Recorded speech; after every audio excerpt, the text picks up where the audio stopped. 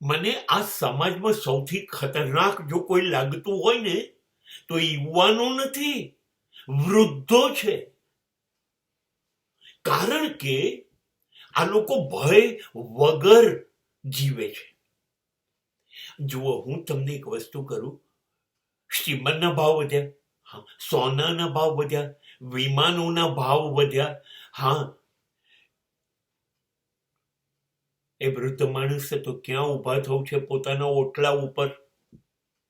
એને ગુમાવવાનું શું? એને તો કઈ ખોવાનું નથી.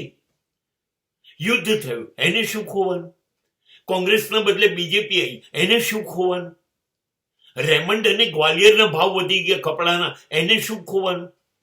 સોનું આસમાનને અડી ગયું, એને શું ખોવાનું? એને કઈ ખોવાનું છે જ નહીં. એક ખતરનાક, એક બહુ જ ખતરનાક. એમ ભાવ વધી ગયા, યુદ્ધ થયું, એને કોઈ તકલીફ નથી. અને એને ચિંતા એ નથી કે જિંદગી જીવીને બેઠો છું 60-70-80 વર્ષ, અરે બધું કરી છે, હવે મારે કંઈ જોઈતું જ નથી. I don't want anything. અને જ્યારે માણસે ખોવાનું કંઈ નથી અને મારે કંઈ જોઈતું નથી, ત્યારે આ માણસ કશાથી ના ડરે.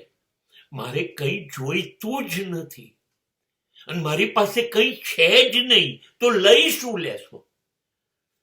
આ માણસો સૌથી ખતરનાક છે.